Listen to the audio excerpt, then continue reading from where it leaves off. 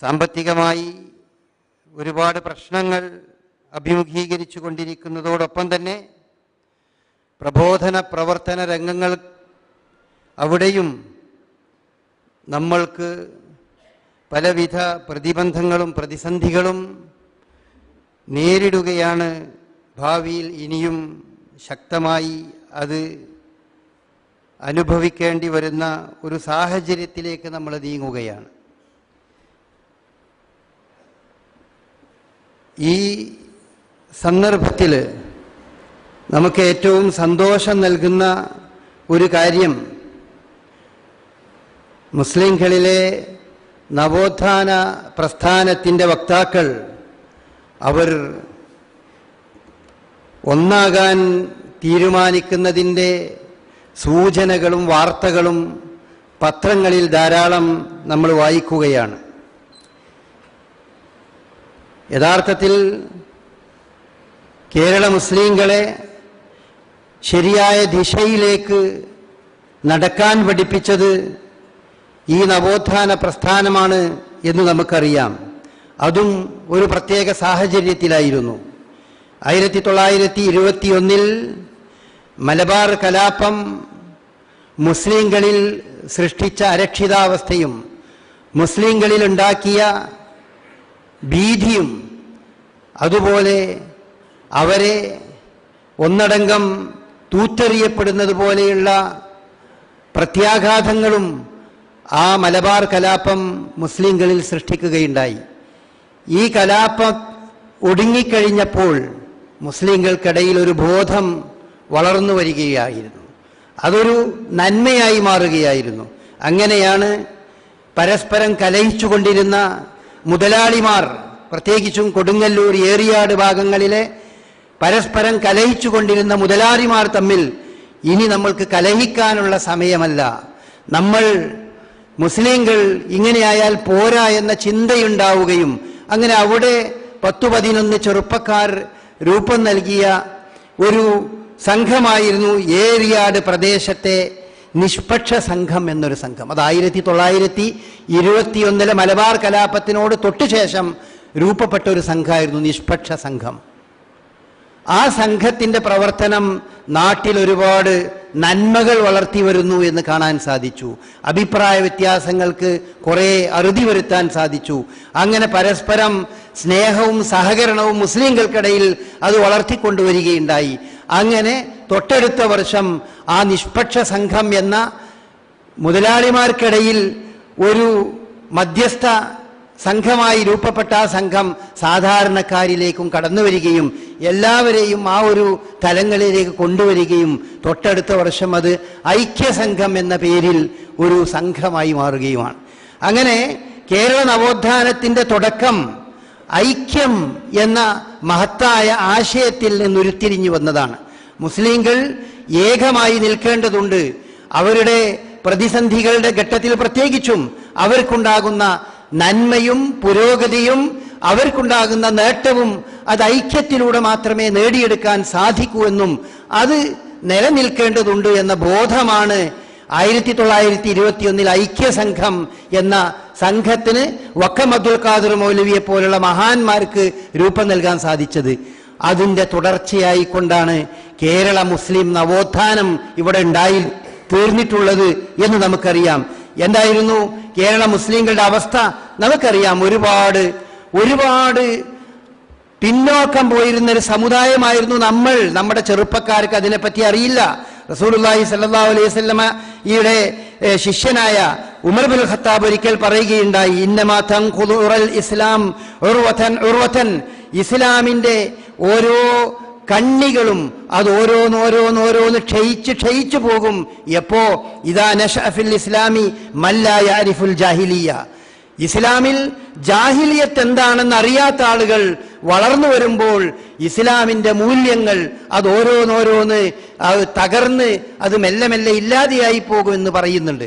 അതുപോലെ നമ്മളുടെ യുവസമൂഹം, യുവാക്കൾക്ക് എന്തായിരുന്നു മുസ്ലിങ്ങളുടെ ഗതകാല അവസ്ഥ എന്നുള്ളതിനെ സംബന്ധിച്ച് അറിയില്ല. ഏതൊരു ചളിക്കുണ്ടിൽ നിന്നാണ് ഈ മുസ്ലിം സമുദായത്തെ നമ്മുടെ നവോത്ഥാന നായകന്മാർ കൈ ഉയർത്തി കൊണ്ടുവന്ന് ഇന്ന് ലോകത്ത് അല്ലെങ്കിൽ നമ്മുടെ നാട്ടിൽ മറ്റെല്ലാ സമുദായങ്ങൾക്കും ഒപ്പം നടക്കാൻ പഠിപ്പിച്ചത് എന്നത് നമ്മുടെ ചെറുപ്പക്കാർ മനസ്സിലാക്കേണ്ടതുണ്ട്. ഈ പ്രത്യേകിച്ചും ഈ സന്ദർഭങ്ങളിൽ മുസ്ലിങ്ങളുടെ പ്രമാണത്തെ പറ്റി അവർക്ക് ബോധമില്ലായിരുന്നു. ഇസ്ലാമിന്റെ പ്രമാണം വിശുദ്ധ ഖുർആനും പ്രവാചക ചര്യയുമാണ് എന്ന് മുസ്ലിങ്ങളെ പഠിപ്പിച്ചു കൊടുക്കേണ്ട ഒരു കാലഘട്ടമായിരുന്നു. ഖുർആൻ ഓതി വല്ലതും മുസ്ലിങ്ങൾക്ക് പറഞ്ഞു കൊടുത്താൽ അവർ പറയുമായിരുന്നു അത് ഖുർആനിലുള്ളതല്ലേ, അതല്ലെങ്കിൽ റസൂലുള്ളാഹി സ്വല്ലല്ലാഹി അലൈഹി വസല്ലമയുടെ സഹിഹായ ഹദീസുകൾ പറഞ്ഞു കൊടുത്താൽ അത് ഹദീസല്ലേ, ഞങ്ങൾക്ക് പ്രമാണം വേണം, ദലീൽ വേണം, പണ്ഡിതന്മാരുടെ വാക്കുകൾ കിട്ടണം, പണ്ഡിതന്മാരുടെ വാക്കുകൾ, ഇമാമുകൾ പറഞ്ഞത് കിട്ടണം, ഖോജമാര് പറഞ്ഞത് കിട്ടണം, കിതാബിലുള്ളത് കിട്ടണം, ഖുർആനിലുള്ളതും ഹദീസിലുള്ളതും പറ്റില്ല എന്ന് പറഞ്ഞിരുന്ന ഒരു കാലഘട്ടത്തിൽ നിന്ന് വിശുദ്ധ ഖുർആൻ ഓതിക്കൊടുത്തുകൊണ്ട് ഈ നവോത്ഥാനത്തിന്റെ പാതയിലേക്ക് മുസ്ലിങ്ങളെ കൊണ്ടുവന്നു. ഇന്ന് എല്ലാവർക്കും എല്ലാറ്റിനും പ്രമാണം, മുസ്ലിങ്ങൾക്കൊക്കെ ഖുർആനാണ് പ്രമാണം, സഹിഹായ ഹദീസുകളാണ് പ്രമാണം എന്ന ഒരു വിധാനത്തിലേക്ക് ഉയർന്നു വരാൻ സാധിക്കുകയുണ്ടായി. വിദ്യാഭ്യാസത്തിന്റെ കാര്യത്തിൽ നമുക്കറിയാം മുസ്ലിങ്ങൾ വളരെ പിന്നോക്കായിരുന്നു എന്നുള്ളത് എല്ലാവർക്കും അറിയുന്ന ഒരു കാര്യമാണ്. അങ്ങനെ വിദ്യാഭ്യസിക്കുന്ന രീതി ഉണ്ടായിരുന്നില്ല. മാത്രമല്ല സ്ത്രീകളുടെ കാര്യത്തിൽ വളരെ മോശമായ അവസ്ഥയായിരുന്നു. സ്ത്രീകൾ 10-15 വയസ്സാകുന്നതിൻ്റെയൊക്കെ മുമ്പ് തന്നെ വിവാഹിതരാവുകയും 8-10 വയസ്സാവുമ്പോൾ തന്നെ വിവാഹിതരായി അങ്ങനെ ജീവിതത്തിൽ യാതൊന്നും പഠിക്കാത്ത ഒരവസ്ഥയായിരുന്നു സ്ത്രീകൾക്കുണ്ടായിരുന്നത് എന്ന് നമ്മളുടെ മുതിർന്ന തലമുറയുമായി സംസാരിച്ചാൽ യുവാക്കളായ ആളുകൾക്ക് മനസ്സിലാക്കാൻ സാധിക്കും. പഠിക്കാൻ പോകാൻ പാടില്ല, സ്കൂളിൽ പോകാൻ പാടില്ല എന്ന് വിശ്വസിച്ചിരുന്ന ഒരു സമൂഹം, മറ്റ് ഭാഷകള് മലയാളവും ഇംഗ്ലീഷും ഒന്നും വായിക്കാനും എഴുതാനും പാടില്ല എന്ന് വിശ്വസിച്ചിരുന്ന ഒരു കാലഘട്ടം ഇന്ന് അതിനെപ്പറ്റി നമുക്ക് ആലോചിക്കാൻ കഴിയില്ല. പക്ഷെ ആ കാലഘട്ടത്തിൽ ഈ മനുഷ്യന്മാരെയൊക്കെ പറഞ്ഞു മനസ്സിലാക്കി കൊടുത്ത് മലയാളവും ഇംഗ്ലീഷും അറബിയും ഒക്കെ പഠിക്കാൻ ഉള്ള ഭാഷയാണ്, അത് പഠിക്കണം, വിദ്യാഭ്യാസത്തിലൂടെ മാത്രമേ ഉയർച്ച ഉണ്ടാവുകയുള്ളൂ എന്ന് പഠിപ്പിച്ചു കൊടുക്കാൻ ഈ നവോത്ഥാന നായകർക്കാണ് സാധിച്ചിട്ടുള്ളത്. അവരാണ് കേരള മുസ്ലിങ്ങളുടെ നേതാക്കളായി ഏത് കാലഘട്ടത്തിലും രംഗത്ത് വന്നിട്ടുള്ളത് എന്ന് നമുക്ക് കാണാൻ സാധിക്കും. അതുപോലെ ചികിത്സയെ സംബന്ധിച്ചുള്ള ബോധം എന്തായിരുന്നു? ചികിത്സ എന്ന് പറഞ്ഞാൽ അത് ഉറുക്കും മന്ത്രവും പിഞ്ഞാണമെഴുത്തും നഫീസത്ത് മാലയും ബദറുമാലയും ചൊല്ലിക്കൊണ്ടിരിക്കുന്ന അവസ്ഥ, സുഖപ്രസവത്തിന് നഫീസത്ത് മാല ചൊല്ലിക്കൊണ്ടിരിക്കുന്ന അവസ്ഥ, അതുപോലെ ഡോക്ടർമാരെ അല്ലെങ്കിൽ വൈദ്യന്മാരെ കണ്ട് സമീപിച്ചുകൊണ്ട് രോഗത്തിന് ചികിത്സ നടത്താതെ അതൊക്കെ മുഴുവൻ ഉറുക്കും മന്ത്രവുമായി കഴിഞ്ഞിരുന്ന ഒരു സമൂഹം, ഒരു കാലഘട്ടം. അതുപോലെ അന്ധവിശ്വാസത്തിൽ മുഴുകിയിരുന്ന കാലഘട്ടം, ചെയ്ത്താനോത്തും ചെയ്ത്താന്റെ ഏറും അതുപോലെ തന്നെ ജിന്നും പിശാചും പ്രേതവും ഇങ്ങനെ പല സങ്കല്പങ്ങളും, ഒടിയനും കുട്ടിച്ചാത്തനും ഒക്കെയുള്ള സങ്കല്പങ്ങൾ മനസ്സിൽ താലോലിച്ച് അതിലൂടെ ജീവിച്ച് അതാണ് മതം എന്ന് വിചാരിക്കുന്ന ഒരു പാവപ്പെട്ട ഒരു സമുദായത്തെ, ഒരു സമൂഹത്തെ അതിൽ നിന്ന് കരകയറ്റി ഖുർആനിന്റെയും സുന്നത്തിന്റെയും പാതയിലേക്ക് കൊണ്ടുവന്നു.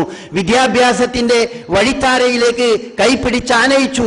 ചികിത്സയും അതുപോലെ തന്നെ ആധുനികമായ എല്ലാ രീതികളും ഉപയോഗിക്കാൻ ഇതൊക്കെ അല്ലാഹു സുബ്ഹാനഹു വ തആല നമുക്ക് അനുവദിച്ചതാണെന്നും ഇതൊക്കെയാണ് നമ്മൾ ചെയ്യേണ്ടത് എന്നും പഠിപ്പിച്ചു കൊടുത്തുകൊണ്ട് ഒരു ബോധമുള്ള സമൂഹമാക്കി നമ്മളുടെ തലമുറയെ വളർത്തിക്കൊണ്ടുവന്നു.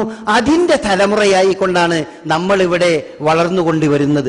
അങ്ങനെയാണ് നമ്മൾക്ക് ഈ വെളിച്ചമൊക്കെ കിട്ടിയിട്ടുള്ളത്. നമ്മളുടെ 2 തലമുറ മുമ്പ് ജീവിച്ച നിങ്ങളുടെയൊക്കെ പ്രായത്തിലുള്ള ആളുകൾക്ക് ഈ ഒരു മഹാഭാഗ്യം സിദ്ധിച്ചിട്ടില്ല, ലഭിച്ചിട്ടില്ല. അതുകൊണ്ട് ഈ മഹാഭാഗ്യം സിദ്ധിക്കാൻ കാരണക്കാരായവരാരാണ്? ആ ബോധം അതാരാണ് എന്ന് നമ്മൾ ശരിക്കും മനസ്സിലാക്കേണ്ടത്. അതാണ് കേരളത്തിലെ നവോത്ഥാന പ്രസ്ഥാനങ്ങളുടെ, ഇസ്ലാഹി പ്രസ്ഥാനങ്ങളുടെ മുസ്ലിങ്ങൾക്ക് നൽകിയ ഏറ്റവും വലിയ സേവനം അതായിരുന്നു. രാഷ്ട്രീയ രംഗത്തും അങ്ങനെ തന്നെയാണ്. കേരള രാഷ്ട്രീയ രംഗത്ത് മുസ്ലിങ്ങൾക്ക് ദിശ നൽകിയിരുന്ന ഈ രീതിയിലുള്ള പണ്ഡിതന്മാർ തന്നെയായിരുന്നു. KM മൗലവിയും KM സീതി സാഹിബും അതുപോലെ മുഹമ്മദ് അബ്ദുറഹ്മാൻ സാഹിബും ഈ മൊയ്തു മൗലവിയും ഒക്കെ മുസ്ലിങ്ങൾക്ക് രാഷ്ട്രീയ ബോധം നൽകിയ ആളുകളാണ്. മുസ്ലിങ്ങൾ ഒരു ഭാഗത്ത് മുസ്ലിങ്ങൾ മാത്രമായി സംഘടിച്ചു നിൽക്കുന്ന ഒരു രാഷ്ട്രീയ രീതിയെ ആ രീതിയിൽ അംഗീകരിച്ചുകൊണ്ട് അതിന്റെ പിന്നാലെ അതിനുവേണ്ടി അഹോരാത്രം പ്രവർത്തിച്ചിരുന്ന വ്യക്തികളായിരുന്നു KM സീതി സാഹിബും അതുപോലെ KM മൗലവിയും ഒക്കെ. എന്നാൽ മുസ്ലിങ്ങളും മറ്റുള്ളവരും ഒരുമിച്ച് ചേർന്നുകൊണ്ട് മുസ്ലിങ്ങൾ വേറിട്ട് നിൽക്കാതെയുള്ള രാഷ്ട്രീയമാണ് മുസ്ലിങ്ങൾക്ക് ഏറ്റവും ഗുണകരം എന്ന് വിശ്വസിക്കുകയും അതിനുവേണ്ടി പ്രവർത്തിച്ചിരുന്ന മഹാന്മാരായ ഇസ്ലാഹി പണ്ഡിതന്മാരായിരുന്നു മുഹമ്മദ് അബ്ദുറഹ്മാൻ സാഹിബും മൊയ്തു മൗലവിയും പോലെയുള്ള ആളുകൾ. അവര് അതിന് തീർച്ചയായും മൗലാന ആസാദിനെ പോലെയുള്ള മഹാന്മാരായ ഖുർആൻ വ്യാഖ്യാതാക്കളും പണ്ഡിതന്മാരും ആയിട്ടുള്ള രാഷ്ട്രീയ നേതാക്കളിൽ അതിന്റെ വശം അവർ മനസ്സിലാക്കാൻ സാധിച്ചിരുന്നു. അങ്ങനെ മുസ്ലിങ്ങളിൽ രാഷ്ട്രീയമായ ഒരു ബോധമുണ്ടാക്കി. കേരളത്തിലെ ഉയർന്നു നിൽക്കുന്ന കലാലയങ്ങളൊക്കെ നിങ്ങൾ എടുത്തു നോക്കൂ. ഫറൂഖ് കോളേജ് ഉണ്ടായത്, PSMO കോളേജ് ഉണ്ടായത്, തിരൂരങ്ങാടി യത്തീംഖാനി ഉണ്ടായത്, JDT ഇസ്ലാം ഉണ്ടായിട്ടുള്ളത്, അരീക്കോട്ടെ സുല്ലം ഇസ്ലാം സ്ഥാപനങ്ങൾ ഉണ്ടായിട്ടുള്ളത്, മദീനത്തുൽ ഉലൂം, അങ്ങനെ പഴയകാല മുസ്ലിങ്ങളുടെ പ്രതാപമായി മാറിയ എല്ലാ വിദ്യാഭ്യാസ സ്ഥാപനങ്ങളുടെയും ചാലക ശക്തികളായി നിന്നിട്ടുള്ളത് അന്നത്തെ നവോത്ഥാന പ്രസ്ഥാനത്തിന്റെ നായകന്മാരായിരുന്നു. അവരാണ് ഈ രംഗത്ത് ഏറ്റവും വലിയ സേവനം അവർക്ക് നടത്താൻ സാധിച്ചിട്ടുണ്ട്. അങ്ങനെ ഒരു ഗതകാലം കഴിഞ്ഞ് അവരുടെയൊക്കെ കഠിനമായ ശ്രമത്തിന്റെ ഫലമായാണ് ഇന്ന് നമ്മൾ അനുഭവിച്ചു കൊണ്ടിരിക്കുന്ന ഈ സൗകര്യങ്ങളൊക്കെ നമ്മൾക്കുണ്ടായിട്ടുള്ളത്. പക്ഷേ ദൗർഭാഗ്യവശാൽ ഇടക്കാലത്ത് അഭിപ്രായ വ്യത്യാസങ്ങൾ വന്നു. അഭിപ്രായ വ്യത്യാസങ്ങളുടെ അടിസ്ഥാനത്തിൽ വേർപിരിയേണ്ട അവസ്ഥ ഉണ്ടായി. അങ്ങനെ ആ അഭിപ്രായ വ്യത്യാസം സ്വാഭാവികമായി മനുഷ്യന്മാർ തമ്മിൽ കൂടുമ്പോഴുണ്ടാകുന്ന അഭിപ്രായ വ്യത്യാസം, അതിൻ്റെ ഇടയിൽ പിരിയുകയുണ്ടായി. എന്നിട്ട് മറ്റെവിടെയും കാണാത്ത മാതൃകയിലുള്ള ഒരു സംയോജനത്തിന്റെ രീതി ഈ നവോത്ഥാന നായകന്മാർ തന്നെ, അതിന്റെ പിൻഗാമികൾ തന്നെ നമുക്ക് കാണിച്ചു തരികയുണ്ടായി. യാതൊരു മധ്യസ്ഥരുമില്ലാതെ പരസ്പരം അങ്ങോട്ടും ഇങ്ങോട്ടും ഇരുന്ന് സംസാരിച്ച് അവര് പരസ്പരം നമ്മൾക്ക് ഈ നവോത്ഥാനത്തിന്റെ പാതയിൽ ഒരുമിച്ച് പോകാം എന്ന് തീരുമാനിക്കുകയാണ് ഉണ്ടായത്. കേരള ചരിത്രത്തിൽ അങ്ങനെ ഒന്നും ഉണ്ടാവുകയില്ല. മുസ്ലിം ചരിത്രത്തിൽ തന്നെ രേഖപ്പെടുത്തേണ്ട ഒരു കാര്യമാണ്. മധ്യസ്ഥരില്ലാതെ പരസ്പരം അങ്ങോട്ടും ഇങ്ങോട്ടും ഇരുന്നു കൊണ്ട് നമുക്ക് ഒന്നായി പ്രവർത്തിക്കാം, ഒന്നായി തീരാം എന്ന് തീരുമാനിക്കുന്ന ആ തീരുമാനം പത്രങ്ങളിലേക്ക് വരുന്ന രംഗം വരെ ഇപ്പോൾ എത്തിക്കഴിഞ്ഞിരിക്കുന്ന ഒരവസ്ഥയിൽ നമ്മൾ തീർച്ചയായും വളരെയധികം സന്തോഷിക്കേണ്ടതുണ്ട്. ഈ തീരുമാനത്തിലേക്ക് നമ്മളെ എത്തുന്നതിന് നമ്മളെ സഹായിച്ചിട്ടുള്ളത് തീർച്ചയായും നമ്മളുടെ നിലവിലുള്ള സാഹചര്യം അതിനൊരുപാട് വഴി തെളിയിച്ചിട്ടുണ്ട് എന്നുള്ളത് ശരിയാണ്. 1921 മുസ്ലിങ്ങൾക്ക് ഒരു ഐക്യമുണ്ടാകണമെന്നും അതൊരു വലിയ നവോത്ഥാനത്തിന്റെ ഒരു സംരംഭമായി മുസ്ലിങ്ങളെ മുഴുവൻ വലിയ ഉയർച്ചയിലേക്ക് കൊണ്ടുപോകാൻ അത് സഹായിച്ചെങ്കിൽ, ഈ പ്രത്യേക സാഹചര്യത്തിൽ ഇസ്ലാമിനും മുസ്ലിങ്ങളുടെ മതപ്രബോധനത്തിനും കൂച്ചുവിലങ്ങിടപ്പെടാൻ പോകുന്ന അല്ലെങ്കിൽ ആ രീതിയിലേക്ക് നീങ്ങുന്ന ഒരു പ്രത്യേക സാഹചര്യത്തിൽ ഈ ഒരു ഐക്യം തീർച്ചയായും ഭാവിയിൽ വരാനിരിക്കുന്ന മുസ്ലിം നവോത്ഥാനത്തിന്റെ വലിയൊരു കുതിച്ചുചാട്ടത്തിന്റെ തുടക്കമായി തന്നെയായിരിക്കും ഈ നവോത്ഥാനം ഉണ്ടാകുന്നത്. ഈ നവോത്ഥാനം തീർച്ചയായും മുസ്ലിങ്ങളിൽ ഒരു വലിയ കുതിച്ചുചാട്ടം, എല്ലാ രംഗങ്ങളിലും നന്മയുടെ ഒരുപാട് കിരണങ്ങൾ സമൂഹത്തിൽ ഏതായാലും ഇതുണ്ടാക്കി തീർക്കും എന്നാണ് നമ്മൾ അനുഭവത്തിൽ നിന്ന് മനസ്സിലാക്കുന്നത്. അല്ലാഹു സുബ്ഹാനഹു വ തആലയുടെ മഹത്തായ അനുഗ്രഹം കൊണ്ട് ഈ ഐക്യത്തിന്റെയും ഈ യോജിപ്പിന്റെയും സംരംഭങ്ങൾ പൂർണ്ണമായി പൂവണിയുകയും എല്ലാവരും ഒരു മനസ്സായി ഒരുമിച്ച് നീങ്ങുന്ന ഒരു നല്ല ദിവസത്തിന്റെ പ്രതീക്ഷയിൽ അല്ലാഹു അതിന് എല്ലാ അർത്ഥത്തിലുള്ള തൗഫീഖും പ്രദാനം ചെയ്യുമാറാകട്ടെ. ഇതാണ് നമ്മൾക്ക് ഈ സന്ദർഭത്തിലെ ഏറ്റവും സന്തോഷകരമായ കാര്യം. എന്നാൽ മതപ്രബോധനത്തിന്റെ രംഗത്ത് മറ്റൊരു തലങ്ങളിലൂടെ നോക്കുകയാണെങ്കിൽ നമ്മൾക്ക് ഒരുപാട് ആശങ്ക വിതച്ചുകൊണ്ടിരിക്കുന്ന അവസ്ഥയുണ്ട്. ഇന്ത്യയിലെ ഏറ്റവും നല്ല മതപ്രബോധന പ്രസ്ഥാനവും മതപ്രബോധകനുമായിരുന്ന ഡോക്ടർ സാക്കിർ നായിക്കിനെയും അദ്ദേഹത്തിന്റെ IRF-നെയും നമ്മുടെ സർക്കാർ വിരോധിച്ചിരിക്കുന്ന ഒരു സാഹചര്യത്തിലാണ് നമ്മൾ. അതുകൊണ്ട് മതപ്രബോധനത്തെ നമ്മൾ വളരെയധികം എങ്ങനെയാണ് മറ്റുള്ളവർ നോക്കിക്കാണുന്നത് എന്ന് നമുക്ക് തിട്ടപ്പെടുത്താൻ കഴിയാത്ത അവസ്ഥയാണ്. അറിഞ്ഞിടത്തോളവും വായിച്ചിടത്തോളവും കേട്ടിടത്തോളവും ഡോക്ടർ സാക്കിർ നായിക്ക് ഒരു കാലത്തും ഒരു സന്ദർഭത്തിലും ഭീകരവാദത്തിനും അതിവാദത്തിനും ഇസ്ലാമിന്റെ ഏറ്റവും സുന്ദരമായ രൂപം മറ്റുള്ളവർക്ക് എത്തിച്ചു കൊടുക്കുന്നതിന് വിരുദ്ധമായിക്കൊണ്ട് ഏതെങ്കിലും അക്രമത്തെ പ്രോത്സാഹിപ്പിക്കുകയോ ഏതെങ്കിലും രീതിയിലുള്ള വർഗീയവാദങ്ങൾ ഉന്നയിക്കുകയോ ചെയ്യാത്ത ഒരു സമാധാനപ്രിയനായ ഇസ്ലാമിന്റെ സമാധാന സന്ദേശം നിരന്തരമായി പ്രഘോഷിപ്പിക്കുന്ന ഒരു പ്രഭാഷകനായിരുന്നു എന്നാണ് നമ്മുടെയൊക്കെ അനുഭവം. പക്ഷെ അദ്ദേഹത്തിന്റെ പ്രവർത്തനങ്ങളെ സർക്കാരിൻ്റെതായ ന്യായത്തിന്റെ അടിസ്ഥാനത്തിൽ അത് നിരോധിച്ചിരിക്കുന്ന ഒരു ഘട്ടത്തിലാണ്. അപ്പോൾ നമുക്കറിയില്ല എന്തു ചെയ്താലാണ് എങ്ങനെ ചെയ്യുമ്പോഴാണ് ഈ നിരോധനങ്ങളും പ്രബോധനങ്ങളും ഇവിടെ തടയപ്പെടുക നമുക്കറിയില്ല. എം അക്ബറിന്റെ നേതൃത്വത്തിലുള്ള പീസ് ഇസ്ലാമിക് സ്കൂളുകൾ, ആ സ്കൂളുകൾ ഒരുപാട് നന്മ മാത്രമേ വിതറുന്നുള്ളൂ എന്ന് അതിന്റെ അഭ്യുദയകാംക്ഷികളും അതിലെ രക്ഷിതാക്കളും അതിലെ അധ്യാപകരും അമുസ്ലിങ്ങളായ ധാരാളം ആളുകളും ധാരാളമായി അവരൊക്കെ സാക്ഷി പറയുന്നു. ഈ സ്കൂള് എന്തുകൊണ്ടും നല്ല സ്കൂളാകുന്നു.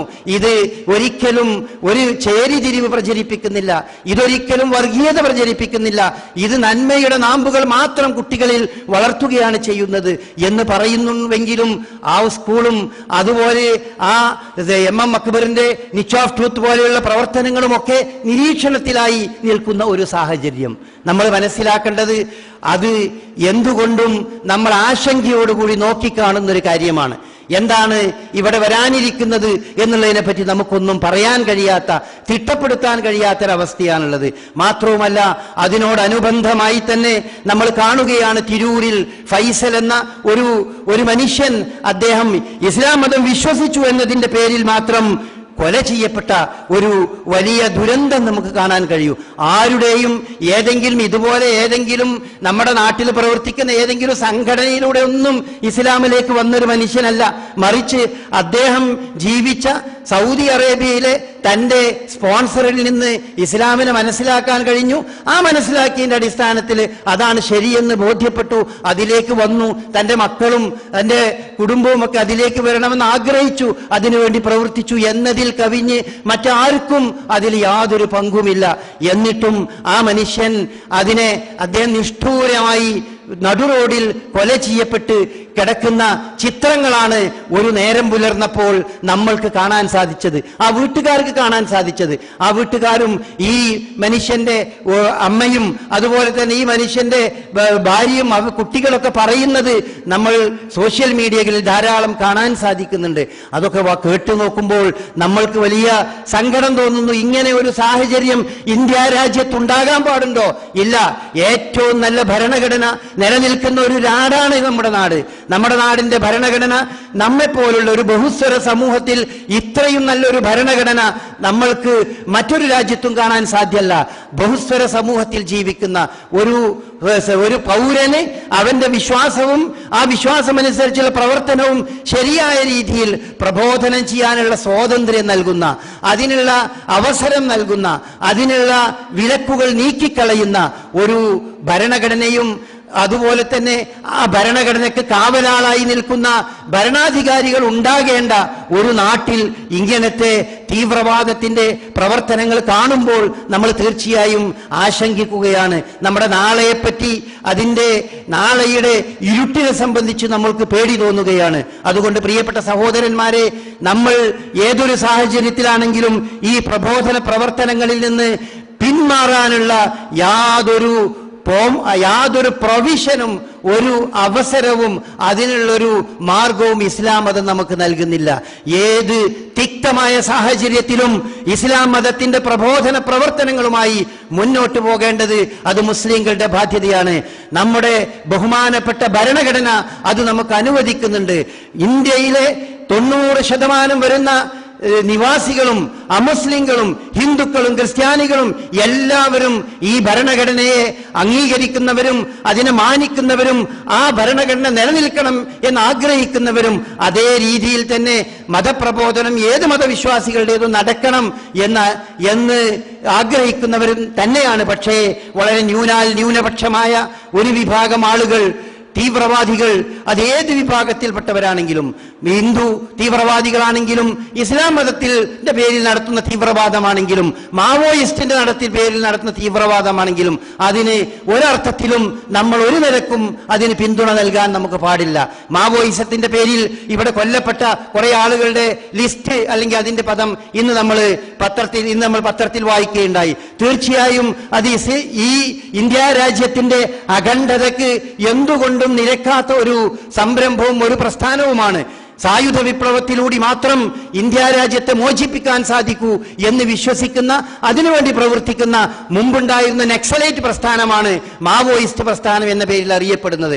അതൊരു കാരണവശാലും മുസ്ലിങ്ങൾ എന്നല്ല, അമുസ്ലിങ്ങൾ എന്നല്ല, ഇന്ത്യയിൽ ജീവിക്കുന്ന ഒരാൾക്കും അതിനെ സപ്പോർട്ട് ചെയ്യാനോ അതിനെ ഏതെങ്കിലും അർത്ഥത്തിൽ പിന്തുണക്കാനോ ഒരിക്കലും സാധ്യമല്ലാത്ത വിധം അത് മനുഷ്യവിരുദ്ധമായ ഒരു ഇന്ത്യൻ വിരുദ്ധമായ ഒരു സംരംഭമാണ് എന്നതിൽ യാതൊരു സംശയമില്ല.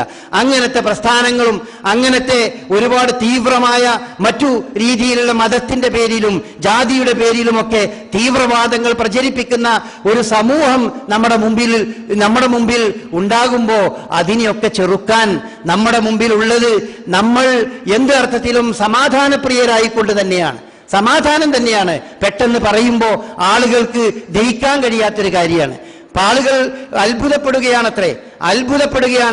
മലപ്പുറം ജില്ല എന്ന് പറഞ്ഞാൽ അത് എന്താണ്? മലപ്പുറം ജില്ലയെ സംബന്ധിച്ചിടത്തോളം അത് എന്തൊക്കെയോ നടക്കുന്ന ഒരു മിനി പാകിസ്ഥാനാണ്. അതുപോലെ ഹിന്ദുക്കൾ മുഴുവൻ ക്രൂരമായി പീഡിപ്പിക്കപ്പെടുന്ന ഒരു പ്രദേശമാണെന്നൊക്കെ മറ്റു പ്രദേശങ്ങളിൽ പ്രചരിപ്പിക്കുകയും പ്രസംഗിക്കുകയൊക്കെ ചെയ്യുന്ന ആളുകൾ, ഇങ്ങനെ ഒരു മനുഷ്യൻ ഇവിടെ കൊല്ലപ്പെട്ടിട്ടും ഈ നാട്ടിൽ ഒരു കലാപം ഉണ്ടായിട്ടില്ല. തിരൂര് ഭാഗത്തും ഒരു കലാപം ഉണ്ടായിട്ടില്ല. അത് മുസ്ലിങ്ങളുടെ സംയമനമാണ്, നല്ല മനുഷ്യന്മാരുടെ സംയമനമാണ്, മതബോധമുള്ള ആ മുസ്ലിങ്ങളുടെയും ഹിന്ദുക്കളുടെയും നല്ലവരുടെയും സംയമനമാണ്. അങ്ങനെ ഈ നാടിനെ കലാപത്തിലേക്ക് കൊണ്ടുവന്ന് ഈ നാടിനെ കുട്ടിച്ചോറാക്കാൻ ശ്രമിക്കുന്ന തീവ്രവാദികൾക്ക് നമ്മൾ ഒരിക്കലും വഴിമരുന്നിട്ട് കൊടുക്കരുത്. ഇത്തരം സംരംഭങ്ങൾ, അതിന് നിയമാനുസൃതമായ വഴികൾ ഇന്ത്യ രാജ്യം നമ്മളെ മുമ്പിലുണ്ട്.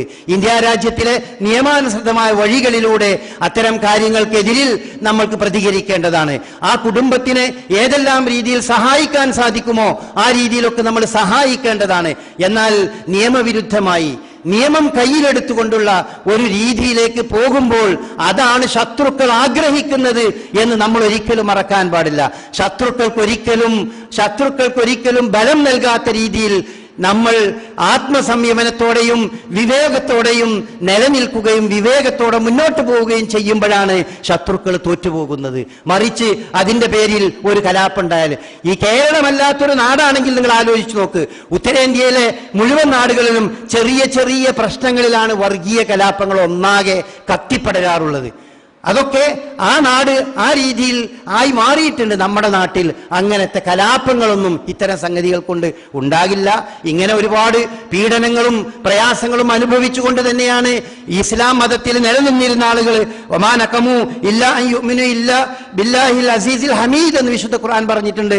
ഒരു കൂട്ടം ആളുകളെ, ഒരു കൂട്ടം മനുഷ്യരെ, അവരെ മുഴുവൻ വലിയ കിടങ്ങുകൾ ഉണ്ടാക്കി ആ കിടങ്ങിൽ തീ കത്തിച്ച് ആ തീയിലേക്ക് വലിച്ചെറിഞ്ഞിരുന്നു. എന്തേ അവർ ചെയ്തിരുന്ന കുറ്റം?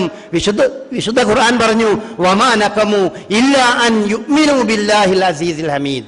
അല്ലാഹുവിൽ വിശ്വസിച്ചു എന്നല്ലാത്ത വേറൊരു കുറ്റം അവർ ചെയ്തിട്ടില്ല. വേറൊരു കുറ്റം ചെയ്യാത്ത മനുഷ്യന്മാരെ തീകുണ്ടാരങ്ങൾ ഉണ്ടാക്കി അതിലേക്ക് എറിഞ്ഞിട്ടുണ്ട്. അങ്ങനത്തെ സമാധി നടന്നു പോയിട്ടുണ്ട്. റസൂലുള്ളാഹി സ്വല്ലല്ലാഹി അലൈഹി വസല്ലം സഹാബാക്കളോട് പറഞ്ഞിട്ടുണ്ട്, ഒരു കാലഘട്ടത്തിൽ മുസ്ലിങ്ങളെ അവരെ രണ്ട് കാലുകൾ അങ്ങോട്ടും ഇങ്ങോട്ടും വലിച്ച് അതിൻ്റെ ഇടയിൽ വലിയ ഈർച്ചവാൾ കൊണ്ട് ഈർന്നുകൊണ്ട് മുസ്ലിങ്ങളെ രണ്ട് കഷ്ണമാക്കിയ സമുദായം, അത് ശത്രുക്കൾ മുസ്ലിങ്ങൾക്കുണ്ടായിട്ടുണ്ട്. ഇരുമ്പിന്റെ ചീർപ്പ് കൊണ്ട് മുസ്ലിങ്ങളുടെ മുഴുവൻ മുതുകിലൂടെയും അതുപോലെ ശരീരത്തിലെ മാംസങ്ങൾ മുഴുവൻ വലിച്ചെടുത്ത സംഭവം അതും ഉണ്ടായിട്ടുണ്ട്. അങ്ങനെയൊക്കെ പീഡനങ്ങളും പ്രയാസങ്ങളും ദുരിതങ്ങളും അനുഭവിക്കേണ്ടി വന്ന ഒരു സമുദായത്തിന്റെ അല്ലെങ്കിൽ ഒരു ആദർശത്തിന്റെ പിന്മുറക്കാരാണ് നമ്മൾ. ക്ഷമിക്കേണ്ടി വരും, ക്ഷമ വേണ്ടി വരും. അത് പറയുമ്പോൾ തീർച്ചയായും പല ആളുകൾക്കും ദഹിക്കുകയില്ല. ക്ഷമിക്കുക തന്നെയാണ് വേണ്ടത്. നല്ലൊരു നാളെ പ്രതീക്ഷിച്ചുകൊണ്ട് ക്ഷമിക്കുക. എന്താ നല്ല നാളെ? ഈ ആളുകൾക്കൊക്കെ സത്യം ബോധ്യപ്പെടുന്ന ഒരു നല്ല നാളെ. അതിനാണ് പ്രബോധനം. അതൊരിക്കലും ഇവിടെ നിന്നു പോകാൻ പാടില്ല. പ്രബോധനം, സത്യപ്രബോധനം, അത് നിരങ്കുരമായി ഇവിടെ നടന്നു പോകേണ്ടതുണ്ട്. അത് നടന്നു പോകാനുള്ള സാഹചര്യം സൃഷ്ടിക്കുക നമ്മുടെ ബാധ്യതയാണ്. അതിന് തടസ്സമായി നിൽക്കുന്ന ശത്രുക്കൾ ഉദ്ദേശിക്കുന്നത് അതാണ്. പ്രബോധനം ഈ നാട്ടിൽ നടക്കരുത്. പ്രബോധനം നാട്ടിൽ നടക്കാതിരിക്കണമെങ്കിൽ എന്തു വേണം? നാട്ടിൽ പ്രബോധനം നടക്കാതിരിക്കണമെങ്കിൽ എന്തു വേണം? ഇവിടെ സംഘർഷവും കലാപ്പും ഉണ്ടാകണം. അതുകൊണ്ട് സംഘർഷത്തിന്റെയും കലാപത്തിന്റെയും മാർഗമല്ല, സമാധാനത്തിന്റെ മാർഗത്തിലൂടെ നിന്ന് നാട്ടിലെ ഇസ്ലാം മത പ്രബോധനത്തിലൂടെ നമ്മൾക്ക് മുന്നോട്ട് പോകണം. ഈ നിലവിലുള്ള സാഹചര്യം സന്തോഷവും അതുപോലെ തന്നെ അതോടൊപ്പം തന്നെ ഉത്കണ്ഠയും നിറഞ്ഞ ഈ സാഹചര്യത്തിൽ അല്ലാഹു സുബ്ഹാനഹു വ തആലയുടെ എല്ലാ കൽപ്പനകളും ശരിയായ രീതിയിൽ അനുഷ്ഠിച്ചുകൊണ്ട് അവനിലേക്ക് മടങ്ങി അവനിൽ തവക്കുൽ ചെയ്തുകൊണ്ട് അവനനുസൃതമായി ജീവിക്കുക. അതോടൊപ്പം തന്നെ ഐക്യത്തോടെ നിലനിൽക്കുക. വിശുദ്ധ ഖുർആൻ പറഞ്ഞതുപോലെ വൽതകും മിൻകും ഉമ്മത്തുൻ യദൂനൽ ഖൈരി, നിങ്ങളിൽ നിന്നൊരു വിഭാഗം എന്തായാലും ഉണ്ടാകണം. യഅ്മുറൂന ബിൽ മഅറൂഫി വയൻഹൗന അനിൽ മുൻകർ, നല്ലതിനെ ഗുണദോഷിക്കുകയും ചീത്തയെ വിരോധിക്കുകയും ചെയ്യുന്ന ആളുകൾ ഉലൈക ഹുമുൽ മുഫ്ലിഹൂൻ, അവരാണ് വിജയിച്ച ആൾ, അവർക്കാണ് വിജയമുള്ളത്. വലാ തകൂനു, നിങ്ങൾ ഒരിക്കലും ആകരുത് കല്ലദീന തഫറഖു, ഭിന്നിച്ചവരെ പോലെ ആകരുത്. വഖ്തലഫു, അതുപോലെ തന്നെ അങ്ങോട്ടും ഇങ്ങോട്ടും ചിന്ന ഭിന്നമായവരെ പോലെ ആകരുത്. മിൻ ബഅദി മാ ജാഅഹുമുൽ ബയ്യിനാത്ത്, ഈ വ്യക്തമായ തെളിവുകൾ കയ്യിൽ കിട്ടിയിട്ടും ഭിന്നിച്ചു പോയവരെ പോലെ നിങ്ങളാകരുത്. ഉലൈക ലഹും അദാബുൻ അദീം, അവർക്കാണ് വമ്പിച്ച ശിക്ഷയുള്ളത്. അതുകൊണ്ട് ഭിന്നിക്കാതെ ഐക്യത്തോടെ, ഐക്യത്തെ എല്ലാ അർത്ഥത്തിലും സ്വാഗതം ചെയ്തുകൊണ്ട് നമ്മൾ ആ നല്ല മനസ്സോടുകൂടി സംയമനത്തോടുകൂടി നമ്മളുടെ മതപ്രബോധന പ്രവർത്തനങ്ങളുമായി മുന്നോട്ട് പോവുക. തടസ്സങ്ങൾ പല രീതിയിലും ഉണ്ടാകും. അതൊക്കെ നിയമാനുസൃതമായ രീതിയിൽ തന്നെ, നിയമവിരുദ്ധമായ രീതിയിലല്ല, നിയമാനുസൃതമായ രീതിയിൽ അതിനെയൊക്കെ മറികടന്നുകൊണ്ട് നമ്മൾ മുന്നോട്ട് പോകണം. അല്ലാഹു സുബ്ഹാനഹു വ തആല അനുഗ്രഹിക്കുമാറാകട്ടെ. മറ്റൊരു കാര്യം ഇത്തരം സന്ദർഭങ്ങളിൽ വളരെ ശ്രദ്ധിക്കേണ്ടതുണ്ട്. നമ്മുടെ വാട്സപ്പും അതുപോലെ ഫേസ്ബുക്കും, എന്തെല്ലാം മെസ്സേജുകളാണ് ഈ വാട്സപ്പിലൂടെ അങ്ങോട്ടും ഇങ്ങോട്ടും കൈമാറിക്കൊണ്ടിരിക്കുന്നത് എന്ന് അത് നോക്കുന്ന ആളുകൾക്കറിയാം. അതിൽ വളരെ തീവ്രമായ ഇല്ലാത്ത ഒരുപാട് മെസ്സേജുകൾ നമ്മുടെ വാട്സപ്പിൽ വരുന്നുണ്ട്. ഒരു കുട്ടികളെ തട്ടിക്കൊണ്ടുപോകുന്നതിനെ പറ്റി ഒരുപാട് ഉള്ളതും ഇല്ലാത്തതുമായ ചില സംഭവങ്ങളൊക്കെ ഉള്ളതാണ്, ചിലതില്ലാത്തതാണ്. അതുപോലെ മുസ്ലിങ്ങളെ ഗുണദോഷിക്കുന്ന രീതിയിൽ അമുസ്ലിങ്ങളായ ആളുകൾ മുസ്ലിങ്ങളെ ഗുണദോഷിക്കുന്ന രീതിയിൽ പലജാതി വീഡിയോകളും അതുപോലെ തന്നെ ഓഡിയോകളൊക്കെ ഉണ്ടാക്കി അതങ്ങനെ കിട്ടുന്നതിന് മുമ്പ് ഷെയർ ചെയ്യുന്ന ഒരു ദുരവസ്ഥയാണ് നമ്മുടെ ആളുകളുടെ. ഷെയർ ചെയ്യാന്ന് പറഞ്ഞാൽ അതിൻ്റെ അർത്ഥം ഞാൻ അതിനെ അനുകൂലിക്കുന്നു എന്നാണ്. അതുകൊണ്ടാണ് ഷെയർ ചെയ്ത ആളുകളുടെ പേരിൽ ശിക്ഷയും കുറ്റമൊക്കെ വരുന്നത്. അതുകൊണ്ട് അവനവൻ ഷെയർ ചെയ്യുന്നത് ശരിക്കും ആലോചിച്ച് ഷെയർ ചെയ്താൽ മതി. തീവ്രവാദത്തെയും അതുപോലെ തന്നെ അക്രമത്തെ പ്രോത്സാഹിപ്പിക്കുകയൊക്കെ ചെയ്യണേ വല്ല ന്യൂസും വല്ല ക്ലിപ്പുകളും വന്നാൽ അത് ഷെയർ ചെയ്യണ്ട, അത് ഷെയർ ചെയ്യണ്ട. നിങ്ങളുടേലേക്ക് ആരെങ്കിലും അയച്ചിട്ടുണ്ടെങ്കിൽ അത് വായിക്കുക, ഡിലീറ്റ് ചെയ്യുക. അതല്ലാതെ അത് ഷെയർ ചെയ്യാൻ പോകരുത്. അതിൻ്റെ സത്യാവസ്ഥ പലതും നമുക്കറിയില്ല. ആളുകൾ അങ്ങനെ ഓരോന്ന് എഴുതി വിടുകയാണ്. അതൊരു വശം. രണ്ടാമത്തെ സംഗതി, നമ്മളുടെ ഇടയിൽ ഐക്യം എന്ന് പറയുന്ന ഈ മുസ്ലിങ്ങളുടെ സ്വപ്നം സാക്ഷാത്കരിക്കാൻ പോകുമ്പോൾ അതിന് വിരുദ്ധമായി അത് ഇഷ്ടപ്പെടാത്ത ധാരാളം ആളുകൾ ഉണ്ടാവും. അത് നമ്മുടെ കൂട്ടത്തിലുണ്ടാവും, നമ്മുടെ കൂട്ടത്തിലല്ലാത്തവരുണ്ടാവും. അപ്പൊ അവർക്ക് പണ്ടത്തെ പോലെയല്ല. പണ്ട് എന്തെങ്കിലും ഒരാൾക്കൊരു അഭിപ്രായം ഉണ്ടെങ്കിൽ പത്രത്തിലോ മാസികകളിലോ ഒക്കെ എഴുതണം. അപ്പൊ അതൊന്നും ആവശ്യമില്ല. വീട്ടിലിരുന്ന് മൊബൈലിൽ ഇങ്ങനെ എഴുതിയാൽ മതി, അത് എല്ലായിടത്തും അങ്ങനെ എത്തും. അതാണ് വാട്സപ്പും അതുപോലെ ഫേസ്ബുക്കും എന്നൊക്കെ പറയണത്. അപ്പൊ ഓരോരുത്തരുടെയും മനസ്സിലുള്ള ഓരോ ജാതി വികാരങ്ങൾ, അവനോടുള്ള ദേഷ്യം, അവനെ പല രീതിയിലുണ്ട്, പ്രാദേശികമായി പലരോടുള്ള ഇഷ്ടക്കേട്, ഇതൊക്കെ വെച്ചിട്ട് അങ്ങനെ ഇത്തരം നല്ല സംരംഭങ്ങളെ പാരവെക്കാനുള്ള ശ്രമങ്ങൾ പല ഭാഗങ്ങളിൽ നിന്നും ഉണ്ടാവും. അതിലൊന്നും നമ്മൾ ഒരിക്കലും അകപ്പെടാൻ പാടില്ല. എന്തുകൊണ്ടും നല്ല ഒരു സംരംഭത്തെ അതിനെ പിന്തുണക്കാൻ മാത്രമേ നമുക്ക് ചെയ്യാൻ പാടുള്ളൂ. അതുകൊണ്ട് വാട്സപ്പും ഫേസ്ബുക്കും അതിൽ ഉപയോഗിക്കുന്നതും അത് ഷെയർ ചെയ്യുന്നതും മറ്റുള്ളതൊക്കെ വളരെ സൂക്ഷിക്കുക. അവസാനം പല ഷെയറിങ്ങും മനുഷ്യനെ പലപ്പോഴും നിയമത്തിന്റെ മുമ്പിൽ കൊണ്ടുപോകാറുണ്ട്. പോലീസ് സ്റ്റേഷനിൽ പോകേണ്ട അവസ്ഥ ഉണ്ടാകാറുണ്ട്. നമ്മളെ കുട്ടികൾക്കൊന്നും പലപ്പോഴും ബോധമല്ല. എന്തെങ്കിലുമൊക്കെ സർക്കാരിനെതിരിലോ അതല്ലെങ്കിൽ പ്രധാനമന്ത്രിക്കെതിരിലോ എന്തെങ്കിലുമൊക്കെ വളരെ കുറ്റകരമായ എന്തെങ്കിലും ന്യൂസ് കണ്ടാലോ അത് അങ്ങോട്ട് ഫോർവേഡ് ചെയ്യും. ആളുകൾക്കെതിരെ പറയുന്നതിനൊക്കെ ലിമിറ്റേഷൻ ഉണ്ട്. അത് പ്രധാനമന്ത്രിക്കെതിരിൽ പറയുകയാണെങ്കിലും ആർക്കെതിരിൽ പറയുകയാണെങ്കിലും ലിമിറ്റേഷൻ ഉണ്ട്. അതൊക്കെ ഷെയർ ചെയ്ത് നിൽക്കേണ്ട ആവശ്യമില്ല. അത്തരം കാര്യങ്ങൾ ഈ സാഹചര്യത്തിൽ വളരെ ശ്രദ്ധിക്കുക. അല്ലാഹു സുബ്ഹാനഹു വ തആല കാര്യബോധമുള്ള വിവേകമുള്ള ഒരു സമൂഹമാക്കി നമ്മയെല്ലാം വളർത്തിക്കൊണ്ടുവരട്ടെ. നമ്മിൽ നിന്ന് വന്നു പോകുന്ന പോരായ്മകൾ, അബദ്ധങ്ങൾ, നമ്മിൽ നിന്ന് വന്നു പോകുന്ന എല്ലാ തെറ്റായ കാര്യങ്ങളും അല്ലാഹു സുബ്ഹാനഹു വ തആല നമുക്ക് പുറത്ത് മാപ്പാക്കി തരട്ടെ. ഈ ലോകത്തും പരലോകത്തും സുഖവും സമാധാനവും സന്തോഷവും നൽകുന്ന ജീവിതം അവൻ നമുക്ക് പ്രദാനം ചെയ്യട്ടെ. നമ്മുടെ കൂട്ടത്തിൽ നിന്ന് കഷ്ടപ്പെടുന്ന, ദുരിതമനുഭവിക്കുന്ന, പ്രയാസമനുഭവിക്കുന്ന ആളുകൾക്ക് അല്ലാഹു സുബ്ഹാനഹു വ തആല അവൻ്റെ എല്ലാവിധ സഹായവും പ്രദാനം ചെയ്യുമാറാകട്ടെ. ഈ നോട്ടുമാറ്റത്തിലൂടെ വളരെ പ്രയാസമനുഭവിക്കുന്ന ധാരാളം സാധാരണക്കാരുണ്ട്. അതിനെപ്പറ്റി അറിയാത്ത ധാരാളം ആളുകളുണ്ട്. അവരെയൊക്കെ കഴിവിൻ്റെ പരമാവധി നമ്മൾ പരസ്പരം സഹായിക്കണം. അതുപോലെ തന്നെ അവരുടെ പ്രയാസങ്ങൾ എന്താണെന്ന് മനസ്സിലാക്കിയിട്ട് അവരെ ഏതെല്ലാം രീതിയിൽ സഹായിക്കാൻ സാധിക്കും എന്നുള്ള രീതിയിൽ നമുക്ക് കഴിയുന്ന രീതിയിലൊക്കെ നമ്മൾ സഹായിക്കണം. എന്നാണ് ഈ ദുരിതം തീരുക എന്ന് നമുക്ക് പറയാൻ പറ്റില്ല. പല നിരീക്ഷണങ്ങളും ആ വിഷയത്തിൽ നമ്മൾ കാണുന്നുണ്ട്, കേൾക്കുന്നുണ്ട്. ഏതായാലും ഇതൊരു വല്ലാത്ത പരീക്ഷണമായി നമ്മൾ എടുക്കുക. അതിനെ ഈ പരസ്പര സഹായവും സ്നേഹവും അതുപോലെ തന്നെ പരസ്പര സഹവർത്തിത്വവും ഈ വിഷയത്തിൽ എല്ലാവരിലും ഉണ്ടാകണം. അല്ലാഹു സുബ്ഹാനഹു വ തആല അനുഗ്രഹിക്കുമാറാകട്ടെ.